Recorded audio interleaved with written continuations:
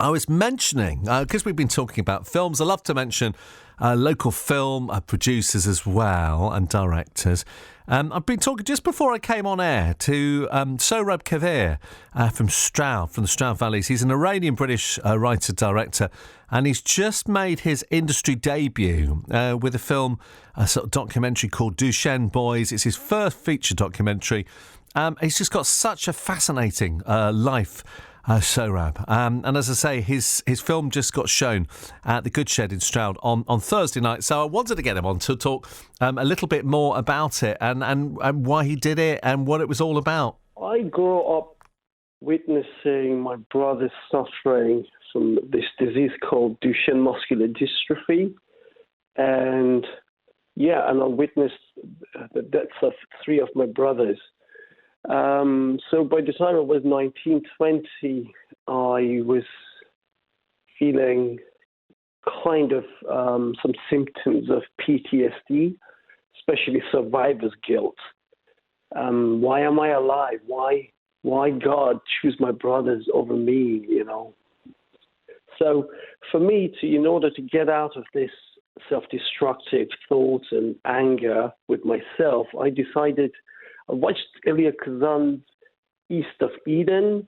The film really had a great impact on me, and I decided to become a filmmaker, to make a film about my brothers, just not to let them to die in vain, and also to raise awareness about the disease that killed my brothers.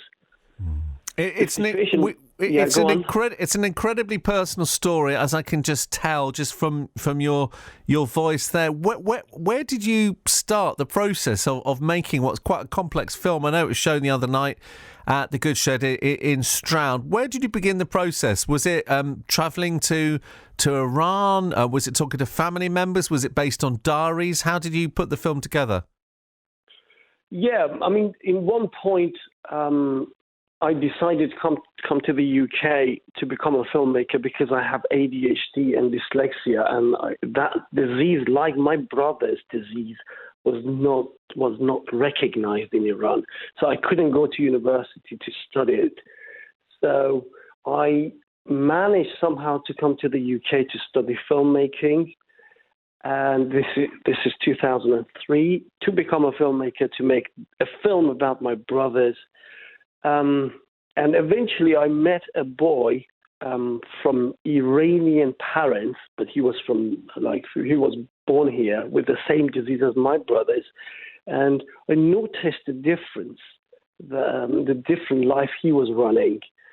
So that became the anchor, the starting point. I started with my friendship with this boy with the same disease as my brothers, and then decided he was into football. My brothers were into football, but the society didn't allow them to play football. But Martin, the boy from UK, was playing football for English Power Chair Premier League. So the difference was huge, and I was so glad that in this society, his disability didn't stop him from playing football. So the idea became apparent to me to create an English and an Iranian football team, because I can't really make them meet in person, so to organize a football match online. So recruiting Martin from the UK, I traveled to Iran to recruit the Iranian team and then come back to finish the UK team. But went to Iran, realized there's no infrastructure, they're not registered anywhere. I have to travel to different corners of the country to find these players one by one, all by myself. So the project really started growing, and things started becoming more and more difficult. And things got really nasty along the way.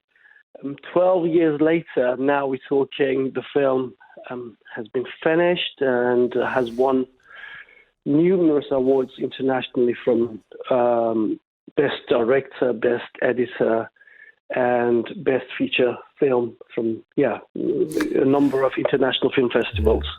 You must be obviously incredibly proud. I'm going to come and talk to you in person because I want to talk more about your story and talk to you on our Wellbeing Zone, which we do on a Friday, on a Sunday soon. But briefly, what was the reaction to the film like on Thursday? I think it was. People cried a lot. Yeah. Yeah, it does touch people in a deep level. And people are quite grateful for this story of some of the kids who died. And they're so happy that they can meet these people, even though they're not with us anymore. The medium of film made it possible for these people, for the other kids to not live for nothing. Mm. So, and they like this story, the way it was handled. I mean, I was lucky enough to have an editor working on this film with 2 Oscar-winning film in her portfolio. So I had a fantastic team with me to make this film. So I'm quite proud, and the film is doing quite well at the moment, and we might sell it to Netflix at this stage. Wow, that's just amazing. Well, look. Thank you so much. Anybody listening now who obviously couldn't go to the screening on Thursday, is it possible to see the film, Duchenne Boys? Is it available? How can people view it?